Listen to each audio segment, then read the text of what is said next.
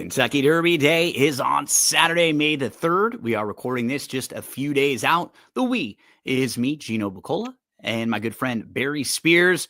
The Kentucky Derby packages are available. You can go right now and get packages for Kentucky Derby Day only, or ones that include Kentucky Oaks Day and Kentucky Derby Day that have the past performances. We're going to look at the daily racing form past performances right here in this video and preview all of the stakes races for Saturday, races 4 all the way up through the Kentucky Derby, which is going to go as race number 12 on Saturday at Churchill Downs. And this is May the 3rd. We'll be looking at races 4 through 12. You can get all those past performances. You can get the player's guide that has a lot of the DRF staff and their top selections and analysis there. The betting strategies, that's how David Aragona and Marcus Hirsch are going to bet the Saturday cards. They'll tell you exactly how they're going to do it and what wagers they're going to play. So you can just piggyback off of them or maybe add a couple horses that you may not have had on your radar.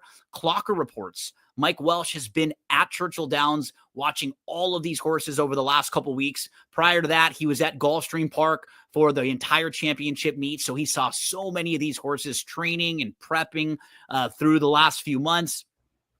Everything you need there with the Kentucky Derby packages. How about the webinar? Maybe you want some help from some of the all-time greats like Andrew Beyer, Stephen Christ. Brad Free hosted the Kentucky Derby webinar. He hosted that. It went live on Tuesday night, but you can catch the replay of it on our YouTube channel, on DRF Daily Racing Forum YouTube, or you can catch it on Facebook or on X.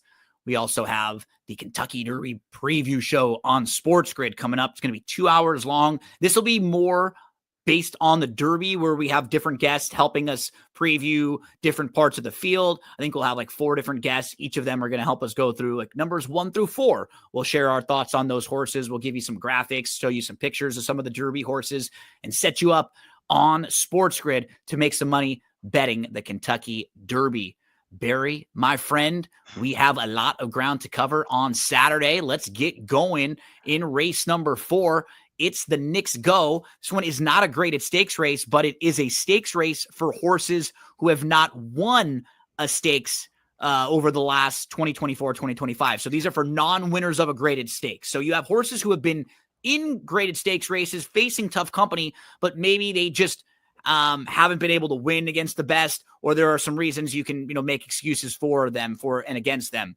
So I thought this was a tricky race here. Capuna was actually second in this race last year, but has been kind of disappointing since. His only win came at Sam Houston in a much softer spot.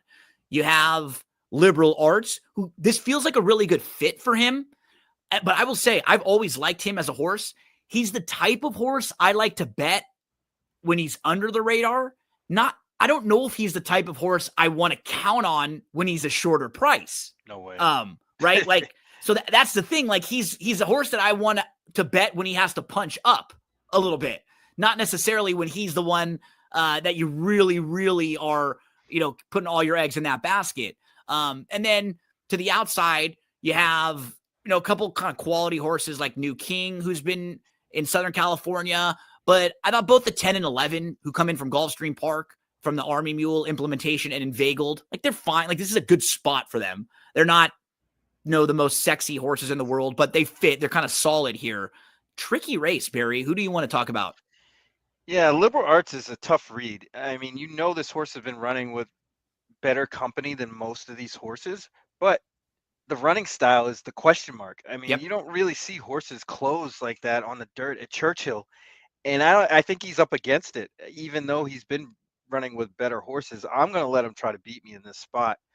The outside horse, the 13, New King, looks to be pretty sharp here. Has run some pretty big races out west.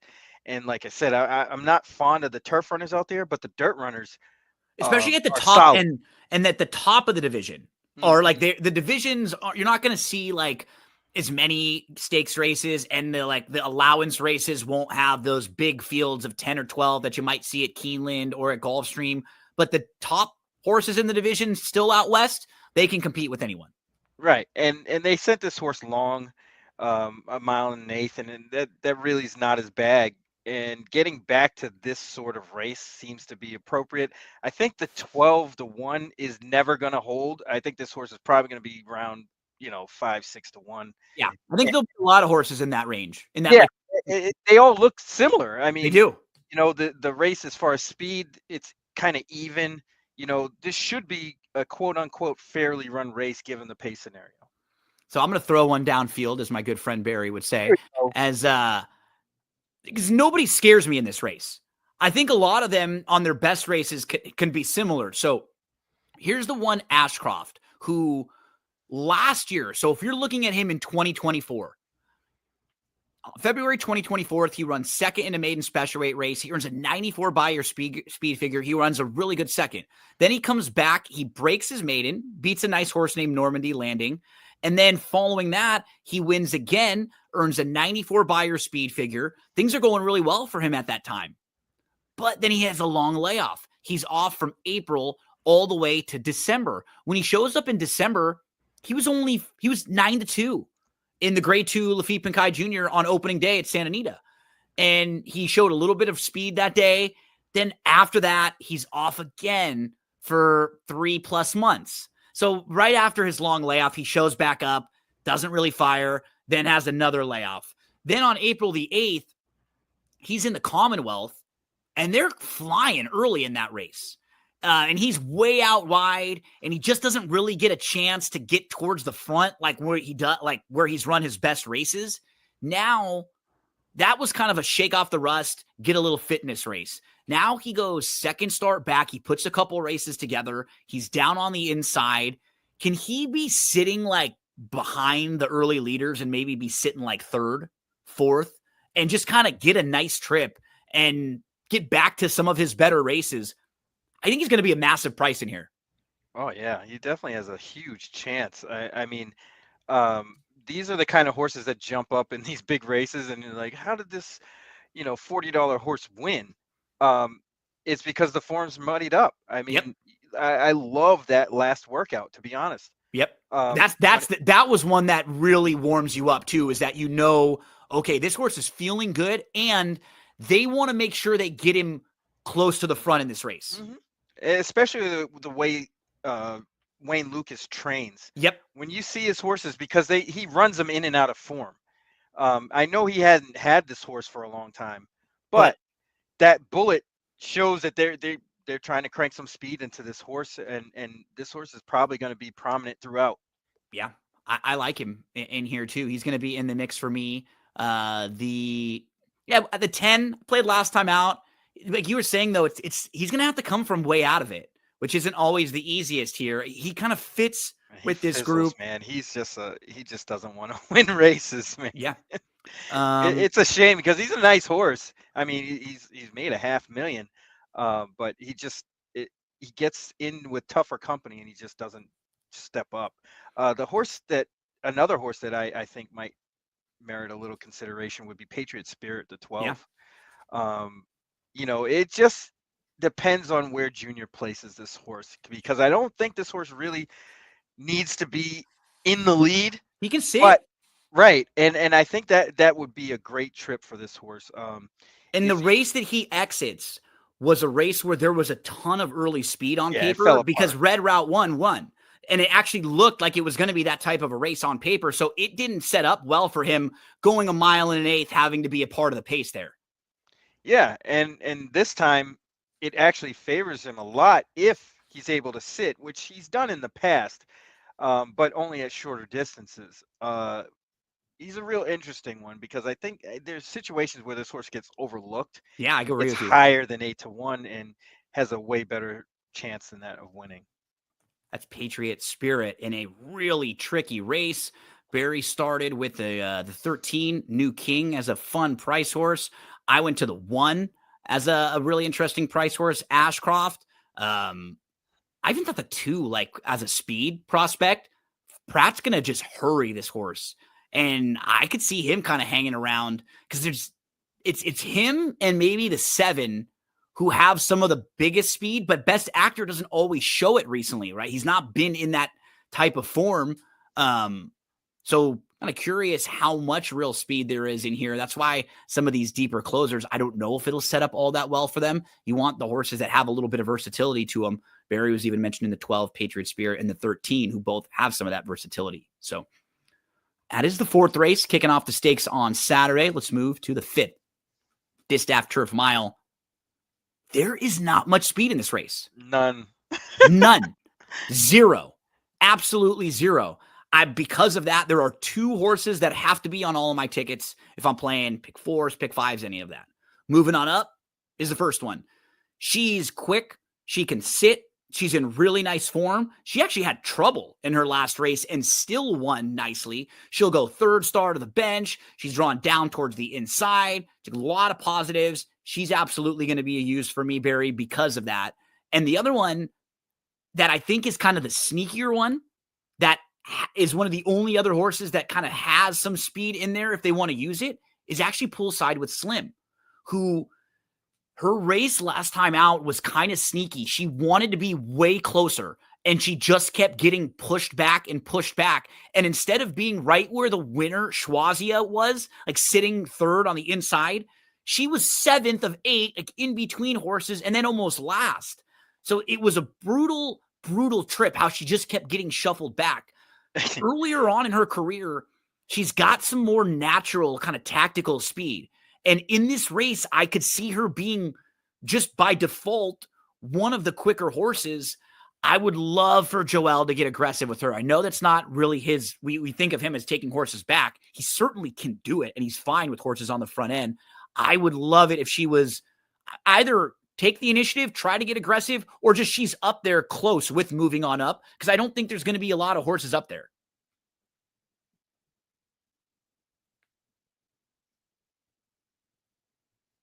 I think I lost you for a second. Uh-oh.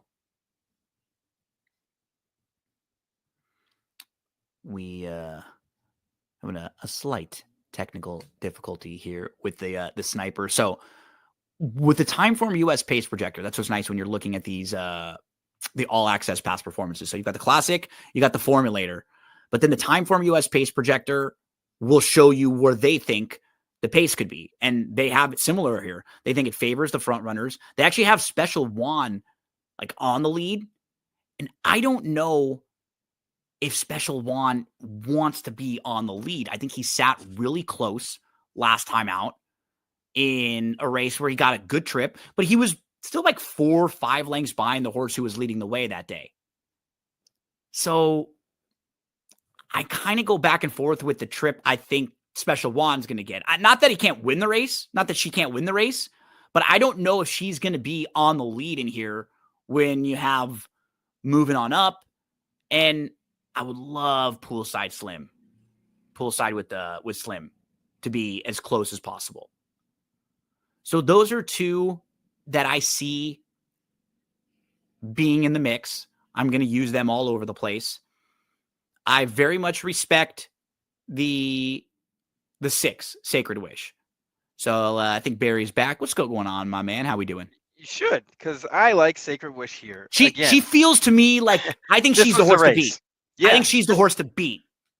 This might have been the race they were pointing for all along. That was a tough field she faced last time out, and she didn't run poorly. Those 3 horses in front of her are just a little bit better than her. Right, and she didn't really get going. She might have needed that race. That's why I think that this one actually sets up a lot better for her, even though there's less speed. She still can be up close enough if it's really slow to finish, and she does it quite often. Seems to like, this mile trip better. So we're going to give her a shot again. But I thought the inside horses here, namely, maybe it's not the inside horse. Yes, it is the inside horse, Venencia. This horse is pretty decent. She's coming out of the tough races we were talking about, the Saffron Moon, Give Me Another races. Right, and she's not as good as Saffron Moon, clearly. Nope. Or Give Me Another. But she ends up in this spot. Yes. There's nobody in here as good as either of those 2 horses, but it's a competitive race. There's a lot of horses that kind of look similar. I don't think anybody in here is as good, though, as the 2 horses that she just ran behind. Correct. And that's why I'm going to give her a shot here. at least to be in the mix because, I mean, the price is going to be right regardless. Completely She agree. hasn't been overwhelming to the point where like, hey, this horse is going to get bet. She's going to get bet a little bit, but not to the point where she's going to be favored or anything like that. There's way other horses with better credentials, aka Sacred Wish, and others. So that horse might get overlooked and finish in the picture, and that could make your whole day. Look at a horse named Breathaway, who's kind of like a measuring stick for this race. Breathaway is the horse who finished third behind Moving On Up and 5 Towns, and Breathaway was also defeated by Venetia. So if you're just kind of using that horse as a horse that some of the top contenders got by, and Venetia is going to be a way bigger price than a horse like Moving On Up and 5 Towns will be in here. And I think equally as competitive as those horses. So that's a look at the fifth race, the Distaff Turf Mile. I think the 2 and the 8 are must-use pace horses for me. The 6, I think, is the horse to beat. The 10, I don't really have very many knocks. I'm not quite as high on the 10, Barry, as I am on the 6. I feel like Sacred Wish is a little more the horse to beat. Like, I respect Special One. She just kind of got a great trip last time. She sat second behind a runoff horse, and she was able to inherit the lead.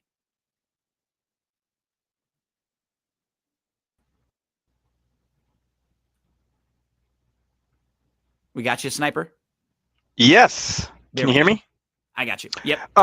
Yeah, Special One. I really just don't like that horse in this race. Funny enough, she kind it of has got every the right win to last win. time, right? That sort of felt like her race last time. Got the win, got the trip.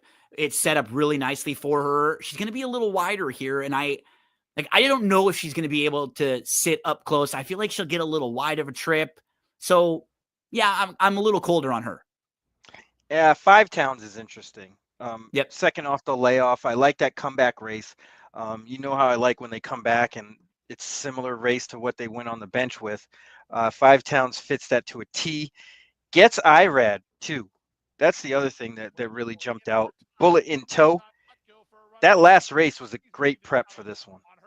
So 5 Towns is the 11 in this race that we were watching right here. And the 1 is Moving On Up. Watch the difference of the 2 trips. So the 1 loaded, saving all the ground though, waiting. The 11 having to go wide. Rail opens up for the 1 who gets through. And then the 11, 5 Towns, has to kind of continue with that wide trip. And I'm not saying 5 Towns would have beat Moving On Up if the trips were different, but you see that they were pretty close to even terms. Moving On Up was able to save all the ground and then exploded there. A lot of races that rail doesn't open up. How many times we need horses where that rail doesn't open up and 5 Towns runs a winning type race. So she's not overmatched in this group at all. But yeah, but that's what's nice about Moving On Up. She has that kind of tactical possible edge on a lot of these. 5 Towns certainly fits. She is 10-1 on the morning line. We hit on, I think, most of this field and the top contenders, and then some of the others who could take advantage of there not being much speed in this one. Let's move to the 6th, the Pat Day Mile. So this is for 3-year-olds who couldn't quite get into the Kentucky Derby because maybe they didn't have the points. Maybe it's a little too far for them. Maybe the company's a tad too tough. We can start with Mataket Road. So what's funny about him, his last 2 races, they feel a little disappointing because he was in Derby preps. He wasn't able to win them. But if you look at the last 3 races, all of the horses who beat him, Citizen Bull in the Derby, Rodriguez in the Derby, Cole Battle in the Derby, Tapan Street qualified for the Derby, Sovereignty in the Derby, Neo Equus in the Derby. So every horse that beat him and outfinished him recently is running in the Kentucky Derby or would have been if Tapan Street didn't get hurt. So it's kind of tough to knock him overall as a horse, and you can do the same thing with Built. Tistastic, Chunk of Gold in the Derby. Built actually loomed up and took the lead in the Louisiana Derby for a minute and then backed up when he hit that mile-ish point. That's where he wants to go. And in his last 3 races, it's been the same thing. Like the Lecomte, he didn't love the track that day because it was a sloppy track. He just didn't really like it, but he still ran fine. In the Risen Star, loomed up to Magnitude at the top of the lane, and then Magnitude kicked on. Remember, Magnitude ran a monster race that day. Louisiana Derby, top of the lane, he looked like he's the winner, like looming in up. Oh, yeah.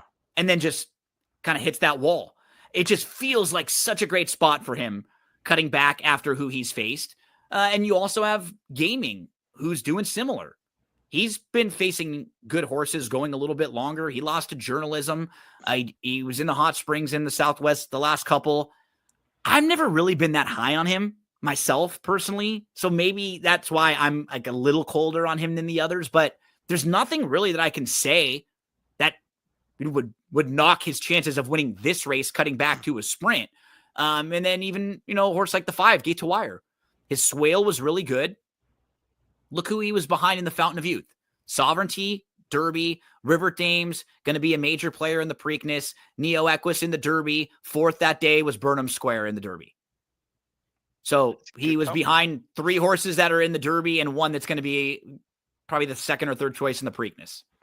Yeah, that's as good a company as anybody. Just hasn't been out in a while. The layoff thing is always a question mark, but not as much as it used to be. Yeah, and he's a sprinter too, I think. Or he's more of the sprinter miler. Like the going long, I think we can put a line through, and this 1-turn mile plays just way better for him. Perfectly for that horse. But one thing about Matticat Road and Bob Baffert horses usually is they come out fast and they stay fast. You don't really see a lot of huge jumps in their buyer numbers throughout their careers. They're usually really around the same number. And I'm starting to get that feeling with Matticat Road is that he's really like a high 90, high 80, low 90s type runner. Typically that kind of figure doesn't win races like this. It's got to be mid 90s. And that's why I kind of think Gaming might be the one to look at harder, because his running style fits this race and he's run comparable races that would win. I can't really say that for Matticat Road. I know he's been facing the best of the best, especially out west, but I'm not sure this is a great spot for that horse, especially drawing the rail. There's a lot of things for me anyway not to like, and including the rider on a speed horse. So I'm looking elsewhere, and you know how I feel about Built. I felt that they should have been sprinting this horse all along. He's finally getting back to that, off of that, what I would call a monster effort for a sprinter running long. He just seems like he's sitting on a monster race going 1-turn mile. It just right straight down the middle, like a pitcher or a T-ball, where it's just set up for you. I've been waiting for him for this spot too. It just feels like this is the spot for him. I think he can sit nicely. I like what he's faced. I think Smoke 'em Wicked will probably be up in the mix early, making life a little difficult for Matticat Road. And even towards the outside, you have Macho Music and Innovator, who I don't think will be that far out of it, trying to push it. I think it sets up really well for Built. What do we do? Any of the others? Like, what do we do with the horse like California Burrito, who was going into the Jeff Ruby Stakes nice? I didn't know what to do with the races that he was competitive in because they were really slow early races. Very weak races. I think he's okay. Probably not this caliber. And I think he's going to get humbled and go back to, non-graded stakes for a little bit. Any other thoughts on the Pat Day Mile? Anybody else you didn't hit on or you want to mention? How do you feel about Gaming? I like Gaming. I think Gaming has a lot of upside, a lot more than Matticat Road in this spot. I think Matticat Road is going to end up stretching out again. But Gaming seems to fit here. Those Los Al and the Oaklawn race, you can just completely toss. The horse just wasn't right. Was rank and doing all kinds of things in that Oaklawn race, and it just didn't really want any part of that. And I think they knew that. Regrouped, sent him a mile going 2 turns. Now kind of, going 1 turn is probably ideal. This one is race number 6 on your Saturday Kentucky Derby undercard. Let's keep rolling along, Barry. We move to the Twin Spires Turf Sprint. This one's going to go as race number 7. In here, you and I were talking about Coppola when he ran in the Shakertown, because he was capable of going. This is kind of what I was talking about with the Keeneland courses, right? Because he's capable of really fast races, way faster than he went early in the race at Keeneland. But the way the turf course was, it was a good turf course. It just didn't seem like he liked it because he didn't have any finish at all. None. And he ran the race that he normally runs. When he gets that kind of separation, he's at least much closer late in the race. And he just didn't have any finish. And I want to give him another shot back because of that. Because of, like, it really did seem like he didn't like that turf course. And when he's in races, he's generally the fastest horse. So he's one of those horses that I'm pretty much using in a pick 4 sense here or there, because he generally fits. But the one I kind of wanted to start with, Barry, is the 6 Run Carson. Yes. Because he just didn't have a great trip last time out. He drew the rail. It was his first start since December. So he's the number 1 in this race. And it just never really comfortable for him throughout most of it. He's kind of a step slow. He's kind of up. Yeah, right. And Coppola's flying. And so he's kind of moving up the rail to try to get into contention. And then right here, you can just see he's in a bad spot. He just got horses to his outside in front of him. They kind of back up. He's going to get steadied. He's going to check. He just doesn't have much space here. When he gets to the outside, he kind of looms up, but he's just a little bit flat in this race, kind of in a race that he sort of needs. Right here, he kind of has to check up and then kind of back off a little bit. So, Barry, I'm going to use a couple from this race. Like, I actually thought it was a pretty strong race, the Shakertown last time out, where you had Think Big, who won, and he's been in really nice form. You had Rogue Lightning, who was second. That was just his first start in the U.S. That was a good effort. You've got Run Carson, who we mentioned, really solid. He was in there too. Talk to me about some of the horses who you want to use. Yeah, I like Run Carson a lot in this spot. I mean, those 2 races that this horse ran before the Shakertown would win this one. In fact, you can even go back 3 races. I don't really see too many horses that can compete like that. Rogue Lightning is kind of a mystery. I know this horse kind of ran really, really good last time, but I think this horse runs that way. You know, looms up, gets close, and doesn't win. And I think the same thing is going to happen on Saturday. The other horse that sort of caught my attention, and I really don't know what to do with, is the Larry Ravelli contingent, basically. The 3 no balls and the 4 one-timer. I really don't know what to make of these horses other than their prices. If no balls is high enough, I would certainly want to play a horse like that who can dial up a performance that's worthy of winning this race. Same thing with one-timer. These are hard reads for me in this race. I think I'm just going to depend on the board and what I think the odds will be at post time. I think it's a good spot for no balls. It absolutely is, but he hasn't shown up in a while. I know. Since his Breeders' Cup Turf Sprint, he's only won 1 race since winning that in 2023, and he's been disappointing there. So he seems to be rounding back into form. 3rd start off the bench. Yeah, he's one that I have like underneath in the races, in the tickets I'm spreading on.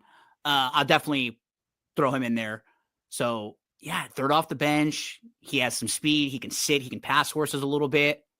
But we're both kind of starting with Run Carson, who seems like he had the trouble. 2nd start back, he gets a better draw. He gets off the rail. The 6 Run Carson, the 1 Coppola, definitely going to be in the mix for me too, with that type of speed that he has down on the inside. He's so much faster. It's like, how could he not get a good trip here? But stranger things that happen, especially when you draw the rail. That's the only thing that gives me a little pause. But still, this horse is just fast. Race number 7. tricky little turf sprint as we move to the Grade 1 Churchill Downs. This is a very tough race. It's going to be race number 8 on Saturday. 7 furlongs, Grade 1 sprint. You've got Banishing, who's in fantastic form. He's thrown up 5 straight 100-plus Beyer speed figures. Bookham Dano is a Grade 1 winner. Giant Mischief is really quick. He's Grade 1 placed. Tejano Twist is a graded stakes winner. He's a 10-time winner, and he's earned $1.6 million. Extra Anejo was always a horse who had a lot of talent. He just had a tough time like staying on the track and putting it all together. And look at his sprints. He's a sprinter. Whenever they've tried to go a little bit longer, that's when he's struggled. But his sprint races are excellent.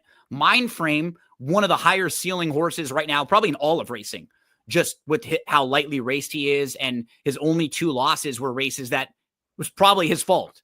He was green and he was kind of lugging in, and he could very easily be 5 for 5 right now. Nisos, who was the very tip top of his division last year, but we haven't seen Nisos in 15 months by Saturday, and he's started and stopped, and you just don't really know, like, is he now anything close to the horse we're looking at on paper? Or what version of is he now compared to that horse on paper? Then you have Mulligan, who's a Grade 1 winner, and he was 3rd in the Breeders' Cup Sprint and then 2nd behind Locked in the Cigar Mile. Those were 2 bang-up races behind Locked and Straight No Chaser. He's really good. This is a tough group, Barry. Oh, man. Races like this that give me fits, I tend to try to throw one downfield. And I kind of want to try Just Steel. My former podcast host, Chuck Simon, was under the impression that this horse is a straight-up sprinter. And I believe him. If you look at the past performances, this horse's best races arguably have come in sprint races. I know you see the 95 in the Arkansas Derby. That just tells me the horse is talented enough to win a race like this. Not for the fact that, a mile and 1/8 is something this horse really wants to do, but it makes all the sense in the world that this horse is cutting back in distance. I think this gives this horse the best chance to win. The setup is probably as good as he's going to get. Now, mind you, he's 30 to 1 on the morning line, probably be higher than that come post time. I want to include him on all my tickets because I just think he is going to be way better off sprinting in a race that could get really crazy. The thing that's funny about this race, too, is like going through each of these courses individually at 7 furlongs. Just Steel, I don't think needs the lead. Banishing is quick. At 7 furlongs, I don't know. He's not like fast, run you off your feet fast. Like, he's not that fast. He's probably going to be more of a sitter. Bookham Dano's not really fast. Giant Mischief can go. He's not a need the lead horse. Look, he's only really been on the lead once in his career. And it wasn't like they were flying in that race. He wants to be forward. The 5 Tejano Twist, way out of it. Yeah, Extra Anejo doesn't want to be close. He's a closer. Mindframe isn't isn't need the lead, right? Like, you expect him to be close, especially not sprinting, right? If they were going longer, I could see him being on the lead going 1.25 miles, 1.25 miles, something like that. Hoist the Gold is more of a sitter. Hear Me Song isn't really like a need the lead horse. And we don't really know what we're going to get from Nisos. Mulligan is probably one of the quicker horses kind of by default. Like, to me, it's just there's a lot of pressers in here or a lot of horses that aren't like need the lead. Now, my counter to myself would be Mulligan could go. Nisos could go. Hear Me Song could go.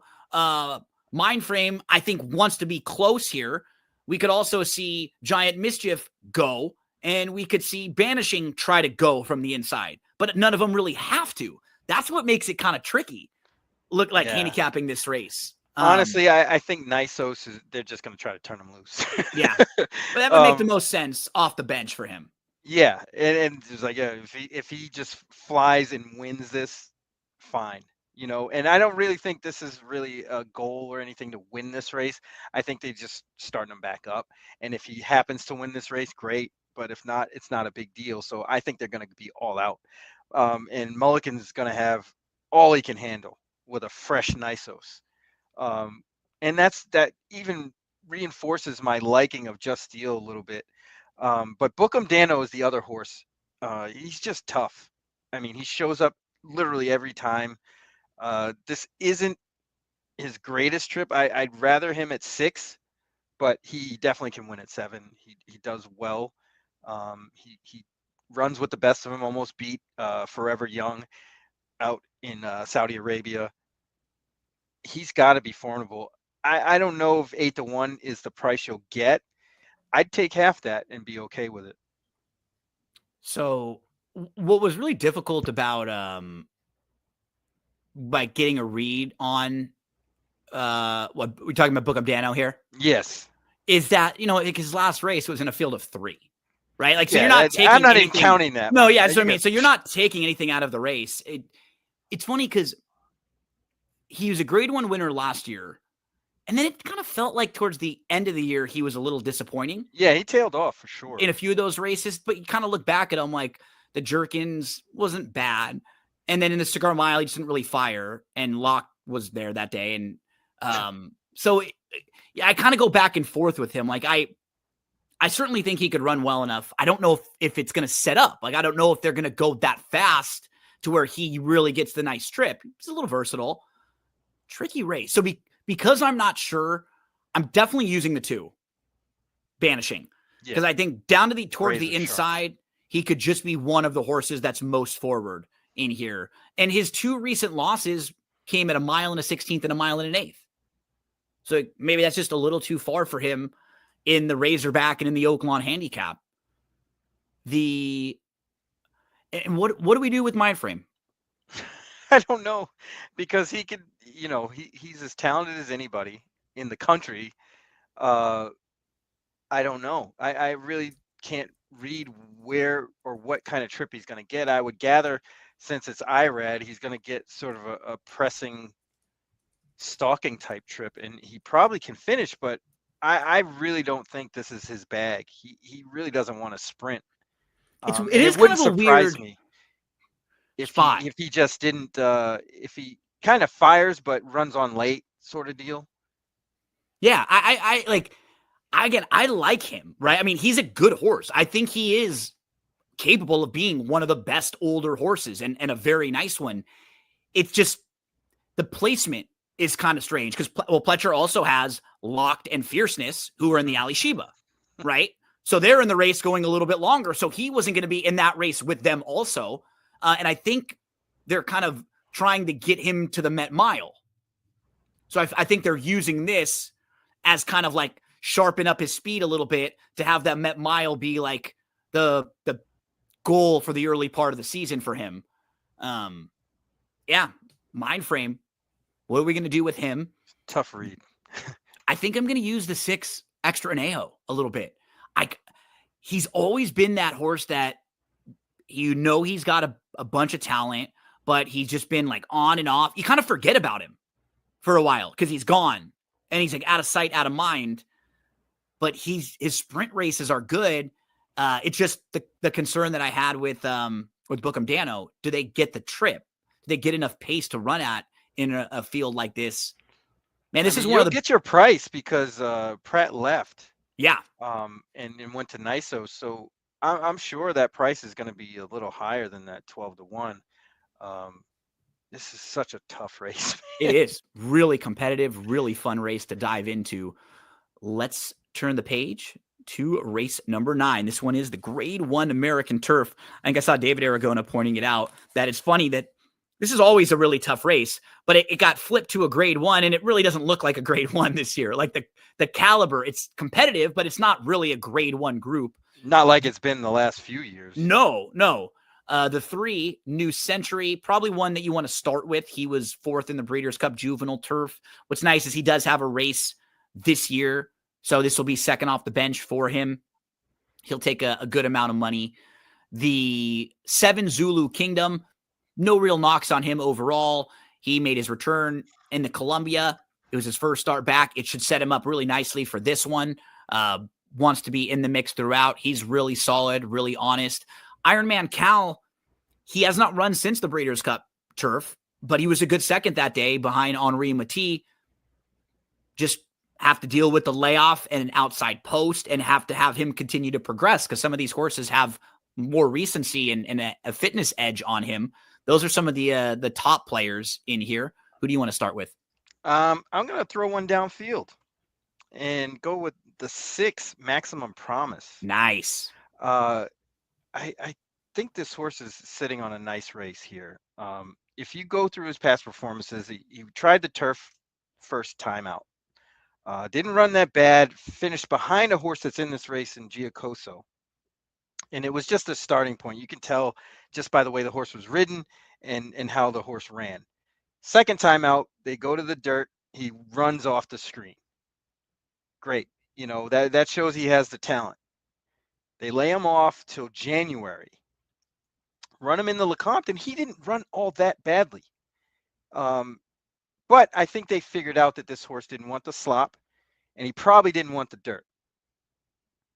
They send him to the Battaglia. If you watch that race, he had a lot of problems early and was dead last for a lot of that race. He was the only horse who ran on too. Yes. Day. Nobody was passing. That's what stood out to me. Then he almost did the same thing in the Jeff Ruby Stakes, but finished a lot stronger. And that tells me that this horse probably wants the turf. And getting him on the turf is probably the best thing for this horse at this time because he's sharp. And I'm hoping we get that 20-1 because there's a lot of other names in this race, but this horse is probably a lot better than that 20-1 morning line. I agree. Hopefully everybody falls asleep. I agree. I'm using him too. He's going to be in the mix for me. I do think the 7 is one of the horses to beat. I think he's really solid. He's really honest. One of mine that I'm going to throw downfield is the 13, Maui Strong. Now he's wide, but he's got some versatility to him.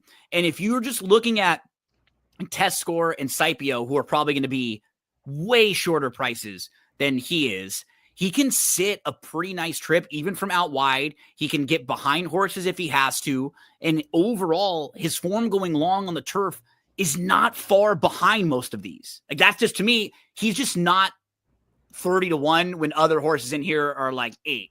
They shouldn't be that far separated. So if he is the type of horse who gets forgotten about, throw him into at least a few of your pick 4s or pick 5 or some of the multis. It's got to be one of the last Kitten's Joys out there, no? Yeah. And he's way parked out wide, but he can show some multiple dimensions there to him. We hit on a lot of the major players in here. I feel like Charlie's to blame with his speed and with Mibago, like the two of them likely going to be going at it. And I want to try to give Scipio a chance, especially on the lead. It doesn't seem like there's a whole ton of speed in here. Zulu Kingdom will be forwardly placed, but I'm not really too sure about Charlie's to blame either as a speed horse. I know they're going to try to do it, but I don't think it's going to be super hot up front. And a horse like Scipio could fall into a great trip. A lot of different ways you could go here. In the Grade 1 American Turf, this one kicks off your pick 4 that leads you into the Kentucky Derby on Kentucky Derby Saturday. Let's move to the 10th race. This one is for the Filly and Mare Sprinters. It's the Grade 1 Derby City Distaff. You have Scylla, who was 4th in the Breeders' Cup Filly and Mare Sprint. She was supposed to run not long ago at Keeneland, but they scratched out of that spot, and she's going to be running in here instead. She was going to run in the Madison. That Madison was won by Positano Sunset, who had a career best effort that day. I feel like the horse, Barry, who finally should get the trip that we're hoping for, is Emery. I'm going to give her another shot in here because what I'm looking at her races, and I think in the smaller fields, the last 2, it's hurt her. She's had to do too much early, and she's had to really run hard the whole race, the entire way around. She was down on the inside last time out, and she had to work hard all the way around the track. I feel like in a big field like this, she can sit back a little bit and not have to be right on the lead, battling it out, and she can get a little more of a target. She puts 2 starts together. I would just love to see her sitting 2 lengths behind, sitting 4th with more of a target in here. I'm going to give her a shot with the race under her now and the fitness to kind of have that trip.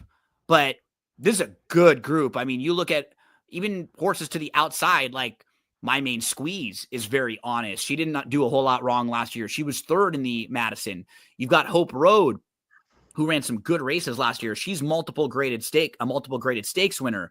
You've got Ways and Means, who was the Breeders' Cup Filly and Mare Sprint favorite last year, and she's making her first start of the year. Vava, who tailed off a little at the end of last year, but she was so good from the middle of 2023 to the middle of 2024 for about a full year. She was excellent. You have Mystic Lake, who's really sharp. She's good speed. She's won 7 of her 15 races lifetime. I mean, Hall and Ice has won 2 in a row and 3 of 4. She just threw up a 101 buyer speed figure. She's 15-1 on the morning line. And then Copian comes off a 110. There's no way she's going to be 8-1. She'll be like 7-2. I hope she is. Right? Because she's got a bunch of talent too. This is a tough group. There are some seriously talented fillies and mares in here. Yeah, absolutely. I'm gravitating towards Vava. I think that horse's body of work just outshines everybody. She ran good off a similar layoff last year.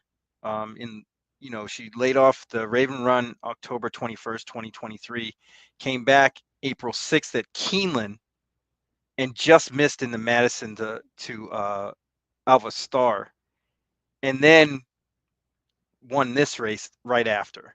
So I'm thinking the same sort of thing is about to happen. Hopefully we'll get 6-1. I doubt it. I think Ways and Means and Emery are both going to get bet a little bit. So they have them 3-1 and 6-1 respectively, morning line wise. But I think they're probably going to be closer to 4-1, 7-2 each.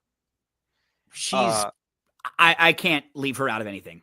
It's either. Hard. I mean, Emery is hard because she's talented. She likes to win. And that's hard to give up in a race like this. But I do like Copian quite a bit. I think this horse. I don't know how you can't really knock what she's been doing recently. No, her last 2 races are awesome. Absolutely. And, this isn't this is a evenly matched field, but it's not the greatest field. There's not monsters. There's just a lot of like solid, high level grade 2 horses. Right, that haven't been running against each other, funny enough. Some of them have, but they really haven't been knocking heads. No, like the 1-2, Copian, Scylla, Mystic Lake, Vava, Ways and Means, Emery, like all of them are at the right top of the division here. Like they're all really quality type horses, but they're all like, there's no one that is so much faster than the rest of them that they scare you. It's just, they're all kind of competitive. They're all like, you're getting the best of them all in one race, or a lot of them, which you don't normally get, but there isn't the one individual one that you're like, okay.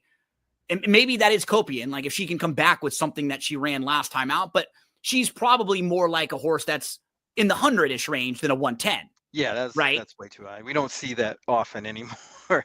And that's where a lot of these horses can kind of peak and jump up and hit right around that triple-digit buyer speed figure. Yeah, I mean, look at even a horse like Hope Road. If that horse can kind of sit off the absolute speeds, why not? Really talented fillies and mares. In the Derby City Distaff, 7 furlongs. It's $1 million grade 1 race, and it's the 10th on Saturday. So this one starts the pick 3 that leads you right into the Kentucky Derby. The Turf Classic, race number 11, is going to be the horse that leads you, the race that leads you into the Kentucky Derby. And I'll say, he's not a grade 1 winner yet. Every time he's jumped up into a grade 1, he's been defeated. He is the horse to beat in this race. Like he's the class of this field. Integration. He lost to Spirit of St. Louis in the Pegasus, but his overall body of work is probably a little bit better and more consistent, I'd say, at the high levels than Spirit of St. Louis. So if he's going to win a grade 1, this is about as good of a spot for him, Barry, as there is, because there's not a Carl Spackler in here. There's not a horse that you've seen in some of his other grade 1 races. He is as solid as anybody in here, but he's not at a shortish price. He's not the most exciting horse because you kind of know what you're going to get from him. What do you think about integration? I'd kind of start the conversation with both him and from a talking standpoint, Spirit of St. Louis, who you're 1-2 in the Pegasus World Cup turf. A horse like Integration is always hard for me to bet or like, because this horse is constantly in underlay. In all those races that this horse has been running, probably should never have been favored in any of them. Maybe 1 or 2 of those races. But, I mean, like you said, this horse on paper looks excellent. Looks like he should win a lot more than he does, to be honest. And I just can't do it. I just have no faith in Integration winning a race like this, especially a grade 1. If it was a grade 3 and the competition was a little bit lighter, I might give him a chance, but I can't do it. A horse like redistricting really piques my interest, especially after that last race. Clearly needed that race. Gets Irad instead of Pratt this time, who arguably is Chad Brown's other go-to rider. I just think this horse is going to sit an excellent trip with Irad aboard. Taking Candy is another horse that I would not feel comfortable taking on top. You know, this horse can definitely show up in the picture, but just seems, I don't know. I mean, you see his record and it's like he's 4 for 9. Well, and what's hard about this race, it's not like we're saying this isn't a grade 1. This is a grade 2. That's a competitive grade 2. Like, there's no real grade 1 horses in here. That's the what makes it a little bit tricky looking at this race, because I think a lot of the things that you were saying were like, yeah, this, and then you kind of have to reassess yourself, because you go, you know what, it's a competitive race, but kind of like what we were saying in the race before, there's not one particular horse that scares you out of this race or says, oh, they can't beat that horse. So I've got redistricting in every ticket. He didn't have any chance last time out the way that race shaped up. No way. He just and he kind of loomed up, and he ran better than it might look on paper, because he was like 3rd mid-stretch, and then he just tired and nobody else was passing. And he ends up backing up from like 3rd to 6th. And if he ran 3rd beaten 3 lengths, you would just feel way better about it. Right, and he'd also be bet, or at least morning line wise, he'd probably be 6-1 rather than 10-1. Absolutely, totally agree. But I also have an unfavorable view of the Pegasus World Cup turf. I don't think that was a particularly strong race. No, you're right. I agree. I don't think it was that. It's because you have the top 2 finishers from that race right back here in a grade 1, and they really weren't proven grade 1 horses before that race. Right. And I just don't think that was a really strong race. I would, you know, I know it got like 102 buyer for Spirit of St. Louis, and somewhere around 100 for Integration, the same number. So I don't know. I just don't think that race is as strong as that number is, which leads me to look elsewhere, like redistricting. You know, a horse that might be a decent price is Gigante on the outside, who I would give a shot to if things kind of fall apart. Now, there's one horse that initially I looked at and said, okay, not good enough to win this type of a race. But then going through the field, I came back to the 7 a little bit, Running B, because I've never thought of this horse as a grade 1 horse, really, ever. And Chad Brown hasn't either, because he hasn't been in a lot of those types of races. But if we're looking at the horses who are going to get bet in here, like, he beat Taking Candy, and Taking Candy is going to be logical. He was 4th in that turf mile behind More Than Looks and Carl Spackler, and he actually outfinished Spirit of St. Louis in that race.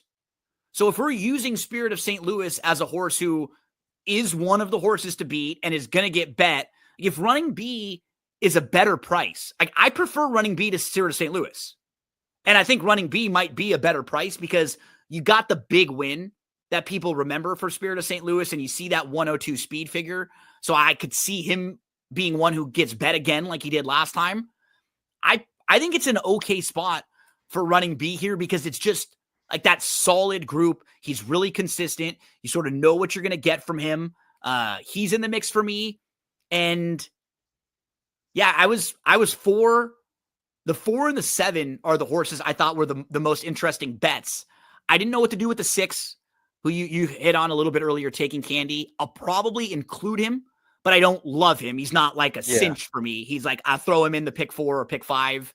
And I'll probably include, because I don't think he's going to be an overwhelming short price, I'll probably include Integration because he's the type of horse who, if nobody else jumps up, he runs the same sort of race he's been running, probably good enough to beat this field. So those will be a lot of the ones that I'm using. But you started with redistricting. Yeah, and I would go 4, 12, and 6. And then you went to Gigante. So a couple very fair prices for Barry here in the Turf Classic. This one leads us right into the Kentucky Derby. Barry, we know a lot of these horses. We've been following them for months and months and months. I will say I was a little disappointed. You got like an angry text message from me on the morning that we that Tapan Street scratched. I was like, oh man, I'm having a bad couple days. I'm not feeling good. And then I wake up and the horse I got the future on, and I got in these fantasy leagues, and Tapan Street's out. And it's only a bummer because with like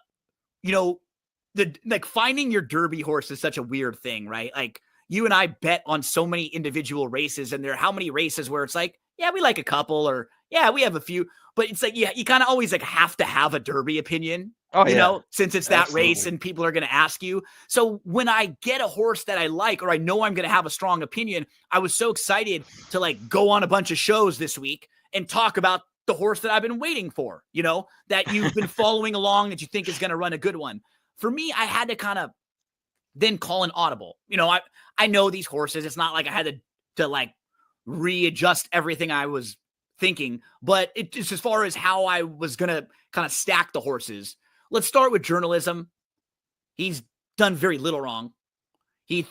There's only one other horse in the field with a 100 buyer speed figure. He's hit it twice with a 102 and a 108. And he had a little bit of trouble. He got shuffled back. He was in a tricky spot, 3.5 lengths out of it, inside. He had to make up a lot of ground quickly. Like, I don't really have any knocks on him overall as a horse. I will just say his last 3 races were in fields of 5, 5, and 5, and now he's going to be in a field of 20. But third off the bench, everything he's done, he got a great draw. Like, if they were going to pick where they wanted to be in the field, it would probably be between 8 and 12.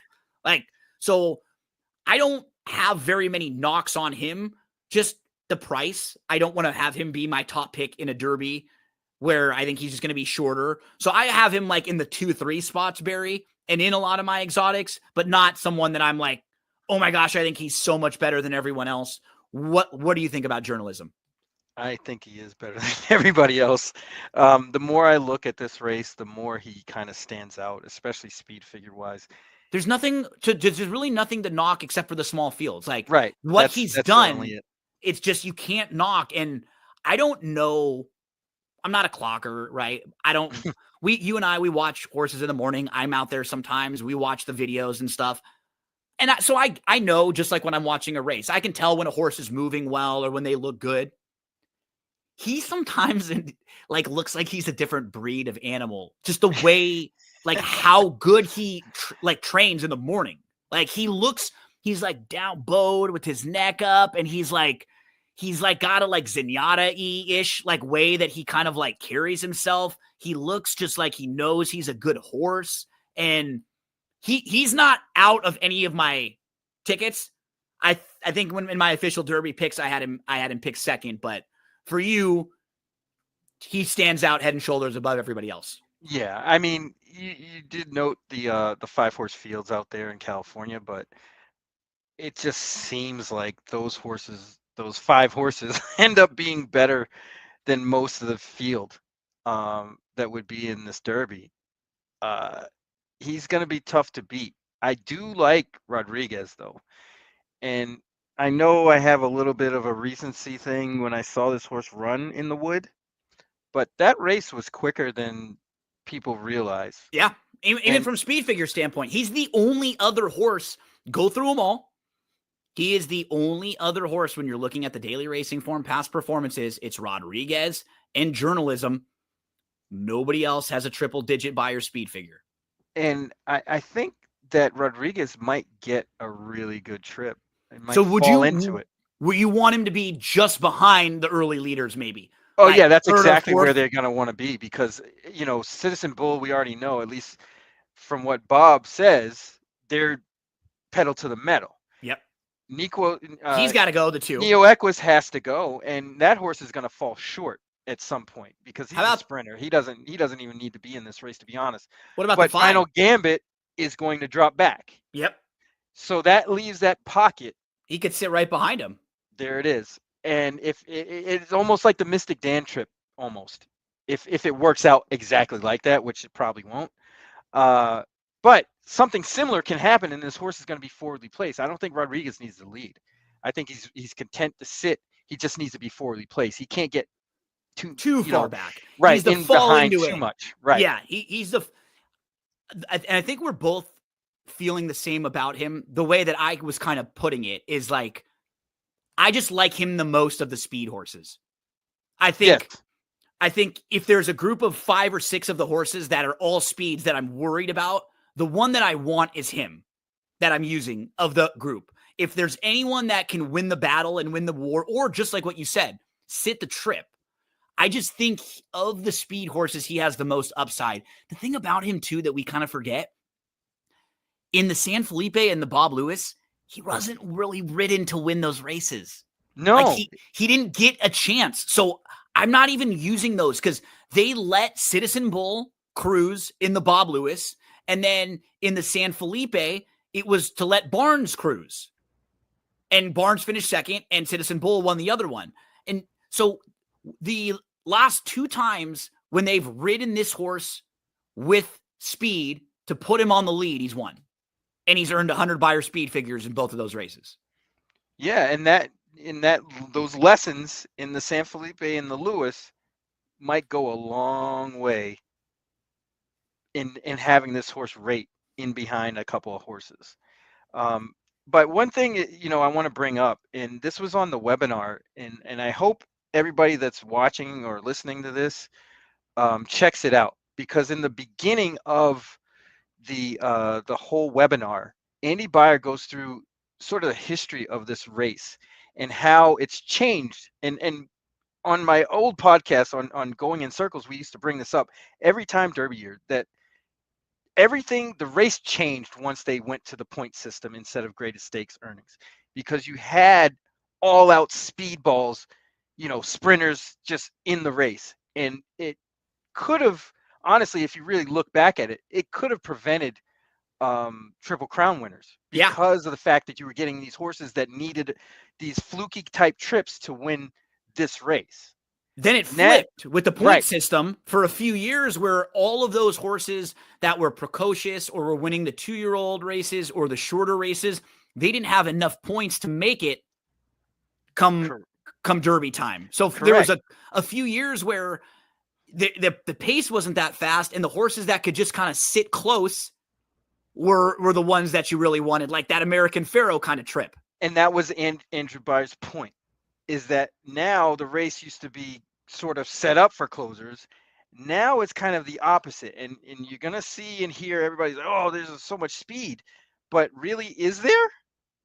I mean, honestly, the only 2 horses that I would think, or 3 horses that really want the lead, would be Citizen Bull, Owen Almighty, and East Avenue. Beyond that, everybody's going to have to find a spot. Yeah, and for me, why I think it might be quick is where some of the horses drew, because I mean, outside, like everybody on the outside should be dropping back. Well, mainly the 20's got to go. Yeah, Owen, right? Because so Owen's got to go. Yeah. 20's got to go, and then I'm thinking One's going, two's going. I'm like you thinking 4 is going to try to track right behind.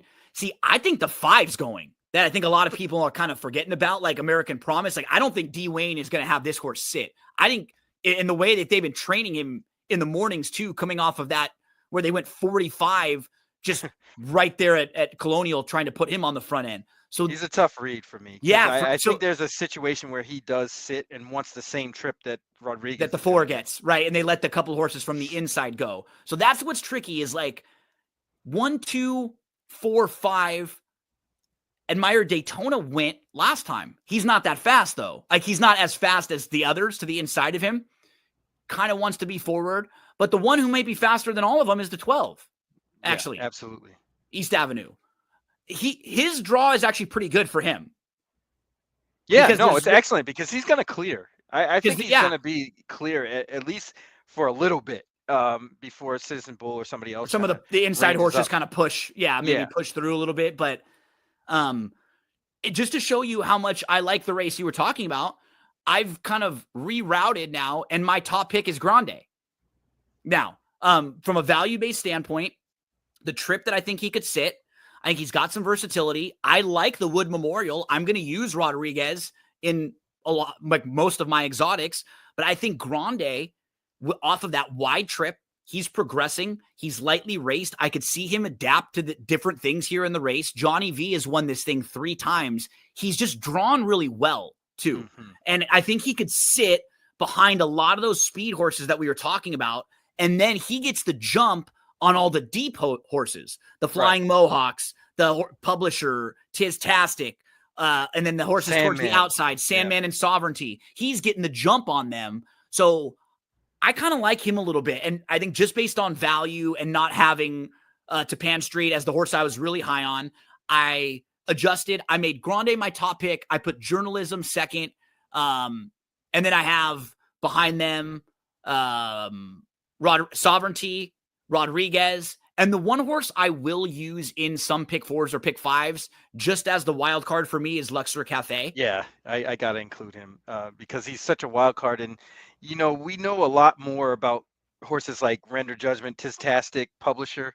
You know what I mean? And you got to think that horse is better than at least those 3. And his mile and an 8th races, those 2 of them, they were awesome. They were his best races. So I don't think distance will be a problem for him. And I do kind of agree with you. Like, if Journalism gets a trip, he wins, he might be brilliant. I don't know how many brilliant horses there are in this group.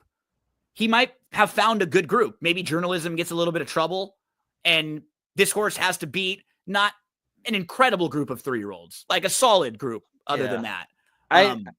Burnham Square is interesting too because he's really run a lot of 90s, but I don't really. I'm not really fond of the Bluegrass. It just seemed like they were just really, really all out. Yeah, that was sort of their derby to win, almost. And they got the big one there.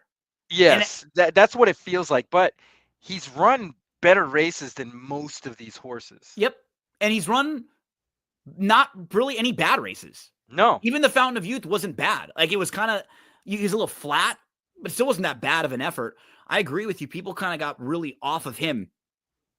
The deep closers, the 2 to the outside, I kind of group them together when I talk about them, Sandman and Sovereignty. They're not the same horse, but they're next to each other. They're going to be probably the 2nd and 3rd choices, and they have similar running styles.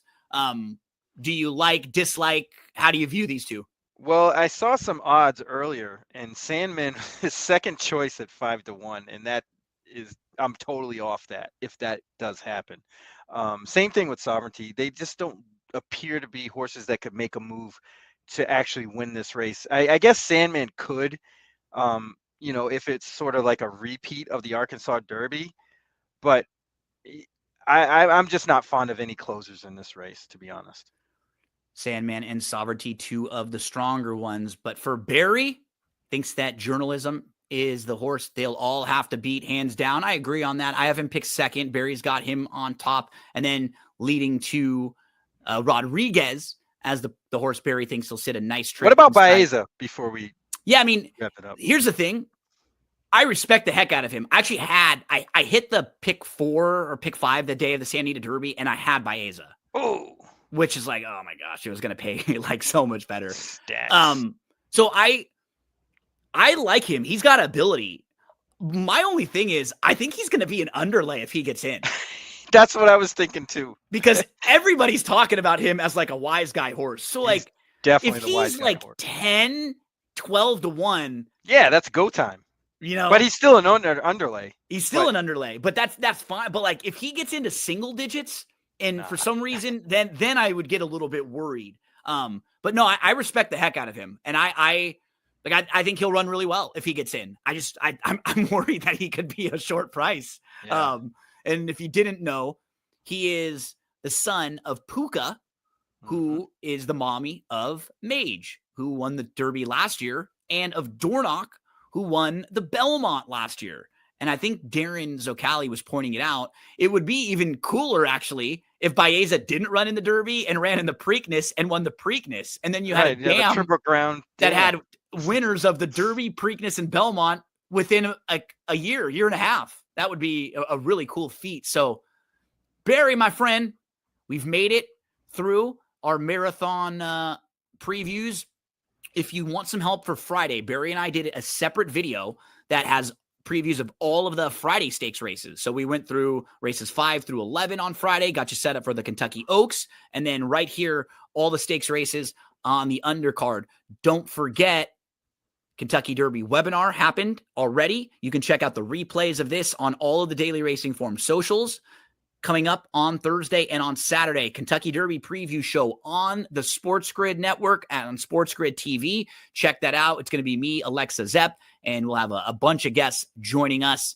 Kentucky Derby packages, everything you need to succeed. Past performances, betting strategies, player's guide, clocker reports. You can save up to 39% when you purchase them all together in the Derby packages. Barry, talk to us about Notorious OTB or anything else you want to mention. Everything. No, I'm just kidding. No, we're doing a few shows this week. Thurby, Oaks, and Derby Card. You're joining us for the Oaks, so that should be great.